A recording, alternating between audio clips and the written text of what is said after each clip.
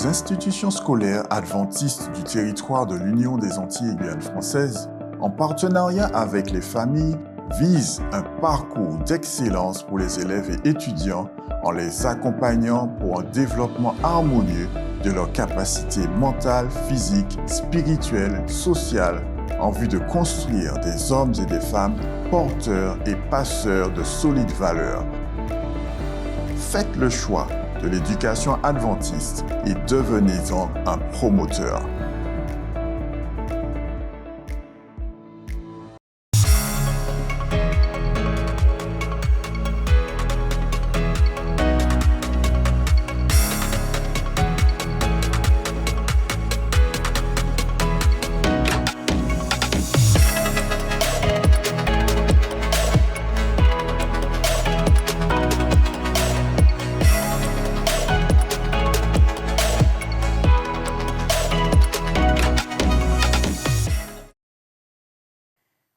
Chers téléspectateurs, salutations à tous. Dans le cadre de la Semaine de l'éducation, nous vous invitons à trouver des réponses quant à l'avenir de l'éducation adventiste à notre époque.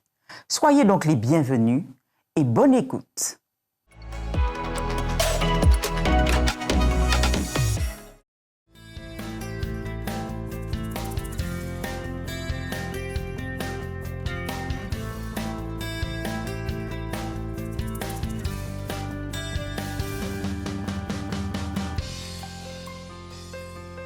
Chers téléspectateurs, nous vous accueillons chaleureusement dans cette semaine spéciale de l'éducation chrétienne adventiste des Antilles et de la Guyane française.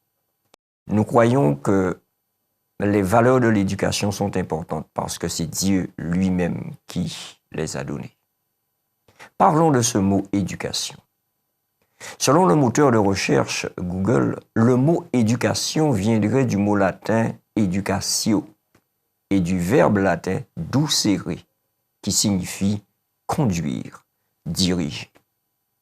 Nous aborderons particulièrement le domaine des valeurs et donc du savoir-être.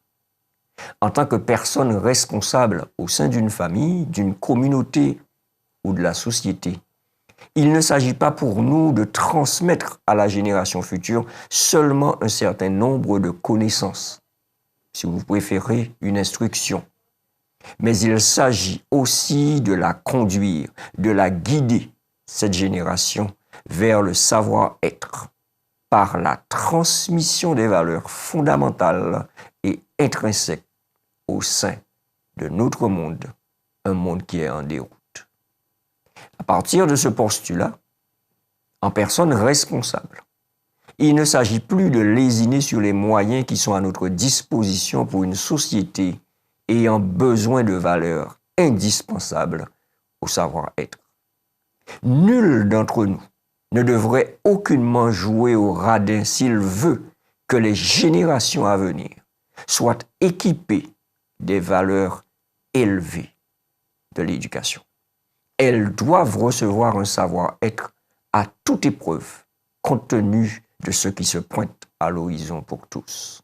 Nos communautés regorgent de parents qui ont cru qu'il était possible avec Dieu d'investir au bon endroit en voyant arriver dans le monde leur progéniture. Si certains ont la main serrée et tranglant la bourse, d'autres sont prêts à investir là où il faut pour un autre type de société plus stable. Ces derniers n'ont pas hésité à mettre en fonds de placement chaque enfant de la famille, les remettant ainsi à Dieu comme point de chute, le projet de Dieu pour eux. Aucun de ces parents qui ont emprunté cette voie n'a eu de regret d'un tel engagement auprès de Dieu pour ceux qui lui ont été confiés. Ils se sont tous réjouis du soin particulier de Dieu pour la confiance et la gestion de l'avenir de ces hommes. Ainsi, l'investissement prenant dans l'ampleur quant à l'éducation de ces jeunes, ils mirent Dieu à l'épreuve, parce qu'en fait, il s'agit de l'honneur du grand nom de Dieu. Il a assuré et assumer d'un bout à l'autre du parcours tous ceux qui lui ont été confiés. Certains parents ont très vite compris, en matière d'éducation, qu'il ne s'agissait pas de prix, mais de coût. Pour le prix, il est possible de mettre une étiquette et de dire, comme pour une marchandise, que l'éducation vaut tant. Cela s'avère impossible. Parce qu'à la vérité, la rédemption n'a pas de prix, mais relève d'un coût. Nourrir ne suffit pas. Instruire est insuffisant. Il faut les éduquer, pas les élever, comme on le ferait pour les animaux. Ce sont avant tout des êtres humains à part entière. Il nous est impossible de nous prononcer sur ce que vaut la livraison du serviteur anonyme d'Ésaïe 52, versets 12, 13, jusqu'à Ésaïe 53, verset 12. La sagesse humaine n'est que folie face à l'investissement de Dieu pour l'humanité. Les retombées ultérieures attendues par Dieu sont immenses si nous nous fions à ce que nous rapporte le texte sacré dans Ésaïe 52, versets 13 à 15. Ésaïe 52, versets 13 à 15 déclare « Voici, mon serviteur prospérera. Il montera, il s'élèvera bien haut. De même qu'il a été pour plusieurs un sujet d'effroi, tant son visage étant défiguré, tant son aspect différait de ceux des fils de l'homme, de même il sera pour beaucoup de peuples un sujet de joie. Devant lui, des rois fermeront la bouche, car ils verront ce qui ne leur avait point été raconté. Ils apprendront ce qu'ils n'avaient point entendu. Si, chers amis, nous reconnaissons qu'il a été vendu pour 30 pièces d'argent, le prix d'un esclave à l'époque. Reconnaissons aussi qu'aucun être humain qui voit le jour sur cette terre, peu importe sa durée de vie et son époque, ne peut se vanter d'être capable d'évaluer à un juste prix le propos suivant. Il a plu à l'Éternel de le briser par la souffrance. Ésaïe 53, verset 10. En réalité, il ne s'agit pas d'un bien périssable quelconque de ce monde. Notre enfant, notre progéniture, n'est pas un élément de décor de ce monde, mais une véritable partie du corps du Christ ressuscité comme n'importe lequel d'entre nous. Nos enfants sont comme la prunelle des yeux de Dieu. Pour cela, il nous demandera des comptes.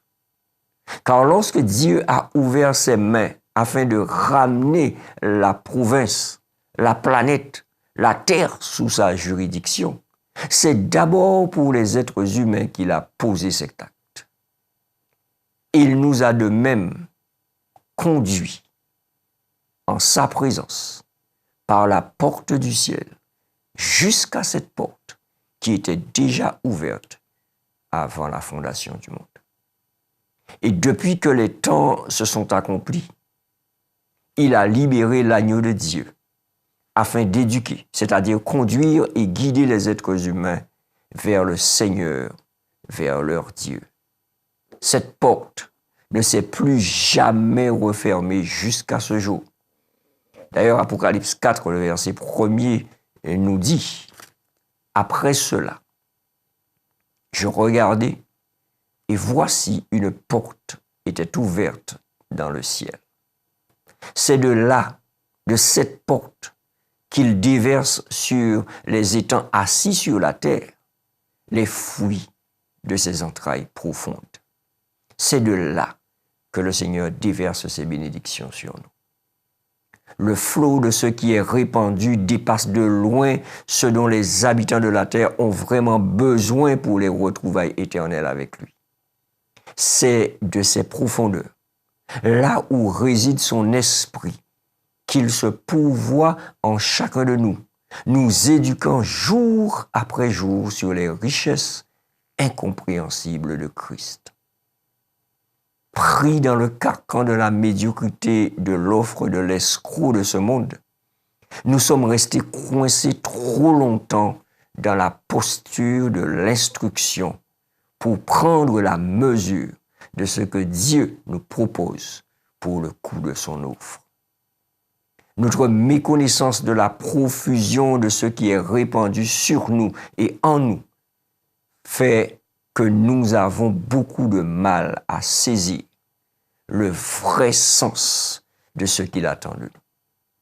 Nous avançons avec lui les yeux aveuglés par l'instruction à transmettre, le cœur endurci et donc les mains fermées face au coût de l'éducation, face au coût du savoir-être.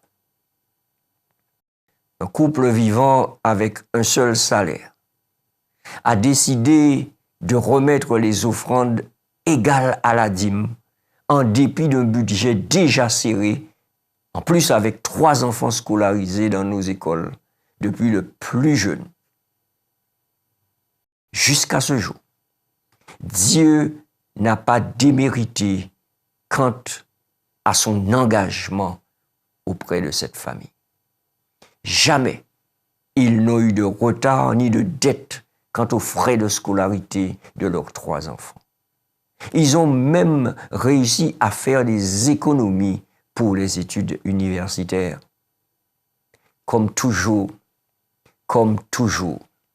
Dieu a tenu ses engagements. Il s'est pourvu dans tous les aspects de ce foyer qui lui a été livré sans retenue aucune. L'expression qu'il a mise dans la réponse d'Abraham à son fils a une fois de plus fonctionné. Abraham répondit à son fils selon Genèse 22, verset 8. « Mon fils, Dieu se pourvoira lui-même de l'agneau pour l'Holocauste. » C'est ainsi que Dieu s'est pourvu tout au long de la vie de ses enfants jusqu'à ce jour devant sa face. L'éducation ne s'arrête pas juste à la transmission d'une instruction. Elle va bien au-delà du transfert de données intellectuelles.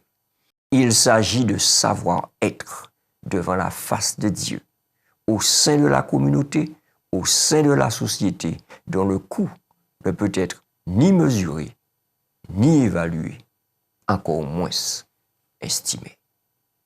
Dans les moindres détails de l'existence humaine, Dieu peut imprimer son règne avec l'accord du sujet, avec l'accord de l'adorateur. Il ne peut s'insérer que dans les zones que lui confie le croyant. Si donc, tout le territoire qui lui appartient de fait par création lui est confié, il en fait une source de vie éternelle pour quiconque scrute attentivement son vécu avec lui. Sa présence assainit les eaux profondes de ceux qui se livrent à lui dans la simplicité de leur cœur. Les expériences sont multiples dans le domaine de l'éducation des enfants remis entre les mains de Dieu. L'histoire rapporte le vécu d'une maman sans emploi fixe avec plusieurs enfants à nourrir et à éduquer. Elle s'est lancée dans les inscriptions de toute sa progéniture dans nos institutions jusqu'au dernier palier de leur scolarité. Elle ne vendait sur le marché que des fruits et légumes en tout genre, ce que nous appelons couramment grain-bras, qui plus est, avec des fonds de placement, elle a réussi. Et il faut avoir du toupet dans cette vie. Si vous préférez avoir de l'audace, de l'assurance avec Dieu pour investir d'une telle manière. Et là aussi, ça a fonctionné avec Dieu. Et puis, qu'est-ce qui empêcherait que ça fonctionne? Vous savez, jamais jamais cette maman ne s'est retrouvée en difficulté pour le paiement de la scolarité de ses enfants durant tout le temps où il a fallu mettre la main à la bourse.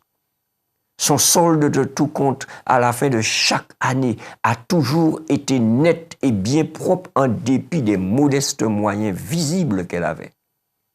Dieu s'est toujours pourvu, peu importe les temps et les circonstances. Car tout est déjà là. Tout est déjà programmé très longtemps à l'avance pour chaque famille, selon la promesse faite à Abraham. Promesse que nous trouverons dans Genèse 12, verset 3. Je bénirai ceux qui te béniront, et je maudirai ceux qui te maudiront, et toutes les familles de la terre seront bénies en toi. Il ne fait, en réalité, que déplier le paquet le moment venu. Le parent, au moment T, à l'heure dite, ne fait que déplier le paquet que Dieu lui a réservé. Lorsqu'il s'agit d'éduquer, Dieu lui-même se charge de tenir la barre si nous lui laissons la liberté. Liberté de nous conduire, liberté de nous guider. Les bonnes œuvres à pratiquer sont là depuis avant la fondation du monde. C'est ce que nous dit Éphésiens 2, verset 10. Car nous sommes son ouvrage, ayant été créés en Jésus-Christ pour de bonnes œuvres, des œuvres que Dieu a préparées d'avance afin que nous les pratiquions. Il suffit, cher ami, d'accepter d'entrer dans le projet que Dieu a pour nous, plutôt que de nous agiter pour l'avenir de notre progéniture ou encore pour notre propre avenir. Par 2 fois, le prophète Ésaïe nous interpelle sur la qualité de la foi que nous devons avoir en ce Dieu qui a fait et en ce qu'il projette pour chaque composante de notre cellule familiale. 2 fois, Ésaïe nous interpelle dessus. Qui a cru en ce qui nous a été annoncé? Qui a cru qu'il était retranché de la terre des vivants? Ésaïe 53, verset 1er et verset 8. Et tout cela, c'était afin de nous instruire et de nous éduquer sur toute la ligne de notre existence. Dieu ne peut se satisfaire du superficiel. Il s'intéresse à l'état profond de la source d'où s'écoulent nos eaux. Il s'agit pour nous de mener la bonne réflexion, à savoir si nous restons au juste prix et donc si nous nous contentons de l'instruction des nôtres, ou alors si nous sommes prêts à aller jusqu'à l'autre extrême du chemin, où se trouve le coût, c'est-à-dire l'éducation. Le savoir-être pour notre famille, pour notre communauté et la société, c'est ce dont il est question aujourd'hui. Que voulons-nous pour nos familles? Que voulons-nous pour nos enfants? Le souffle ou l'éternité? Que souhaites-tu, chers parents, transmettre à ta progéniture?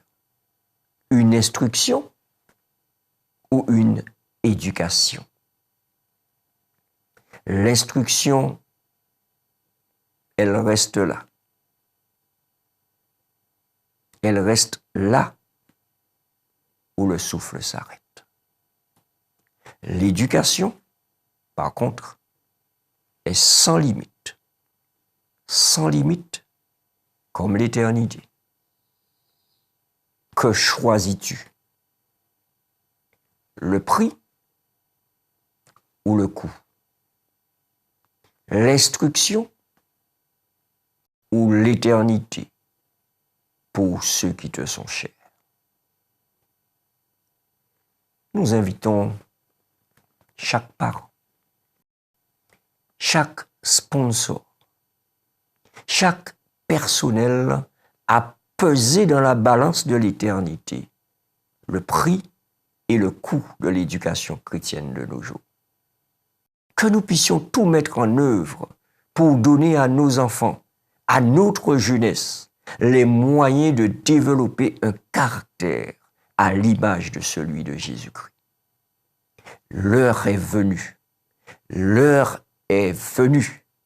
pour chacun de considérer cette opportunité comme un investissement à la porte de l'éternité.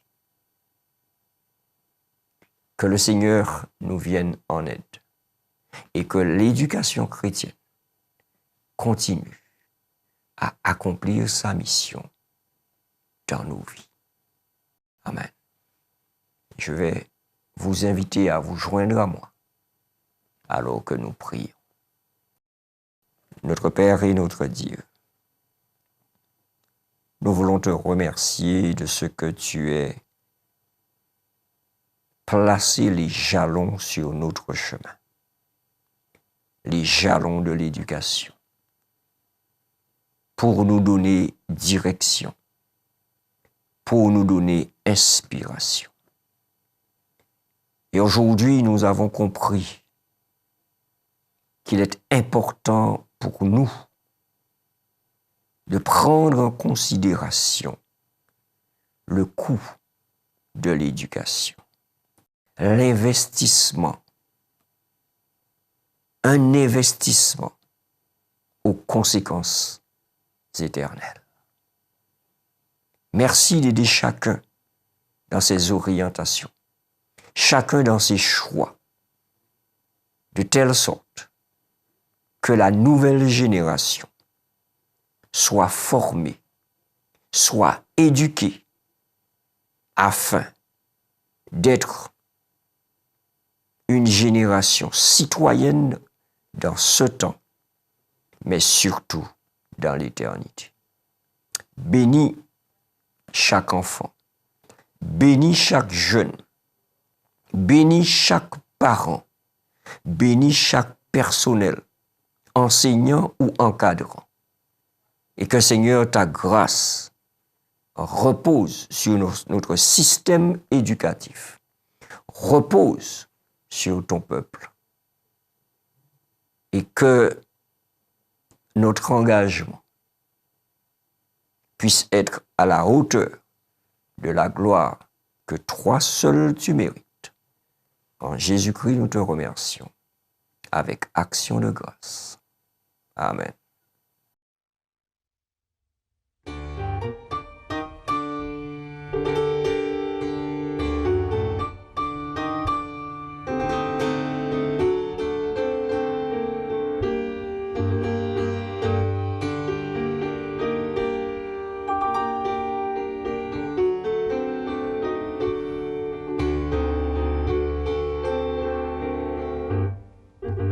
À la croisée des chemins, il nous faut faire un choix.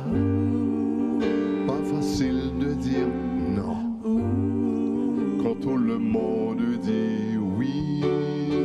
Alors faut-il baisser les bras, abandonner le combat? Mais qui dira au tout petit le grand amour de Jésus-Christ? Instruis l'enfant dès son jeune âge, parle-lui du Dieu d'amour et parle-lui de Jésus. Instruis l'enfant dans la voie qu'il doit suivre, oh oui, prends-le par la main et montre-lui le chemin. Instruis l'enfant dès son jeune âge, parle-lui du Dieu d'amour, parle-lui de Jésus. Instruis l'enfant dans la voie qu'il doit suivre, afin que devenu grand, il s'en détourne pas.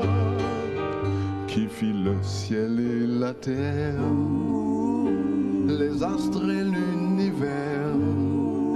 Où allons-nous, d'où venons-nous? a-t-il un sens à la mort, à la vie? Évolution ou création? C'est là autant de questions. Mais qui dira au tout petit le grand amour de Jésus-Christ? Instruis l'enfant dès son jeune âge, parle-lui du Dieu d'amour, parle-lui de Jésus. Instruis l'enfant dans la voie qu'il doit suivre, oh oui, prends-le par la main et montre-lui le chemin. Instruis l'enfant dès son jeune âge, parle-lui du Dieu d'amour et parle-lui de Jésus. Instruis l'enfant dans la voie qu'il doit suivre, afin que devenu grand, il ne s'en détourne pas. Parle-lui du prophète Daniel, parle-lui de l'enfant David, qu'il ait confiance en l'Éternel, qu'il ait le choix entre la mort et la vie. Oh, dis-lui que Dieu est amour et qu'il pardonne toujours. Oui, tu diras au tout petit le grand amour de Jésus-Christ. Instruis l'enfant dès son jeune âge, parle-lui du Dieu d'amour et parle-lui de Jésus. Instruis l'enfant dans la voie qu'il doit suivre, oh oui, prends-le par la main, montre-lui le chemin. Instruis l'enfant dès son jeune âge, parle-lui du Dieu d'amour, parle-lui de Jésus. Instruis l'enfant dans la voie qu'il doit suivre, afin que devenu grand, il ne s'en détourne pas. Car la vie éternelle, c'est qu'il te connaisse, toi le seul vrai Dieu et ton envoyé, toi le seul vrai Dieu et ton Fils, Jésus-Christ.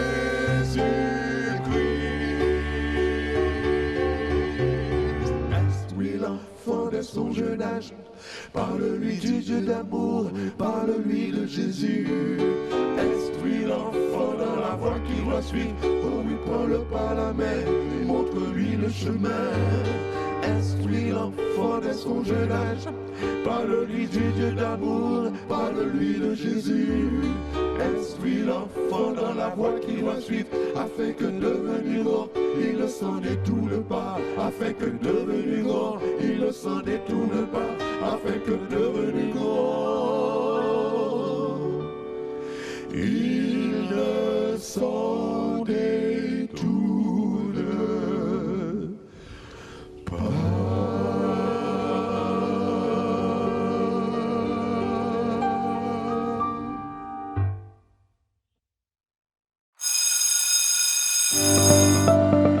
Nos institutions scolaires adventistes du territoire de l'Union des Antilles et Guyane françaises, en partenariat avec les familles, visent un parcours d'excellence pour les élèves et étudiants en les accompagnant pour un développement harmonieux de leurs capacités mentales, physiques, spirituelles, sociales, en vue de construire des hommes et des femmes porteurs et passeurs de solides valeurs.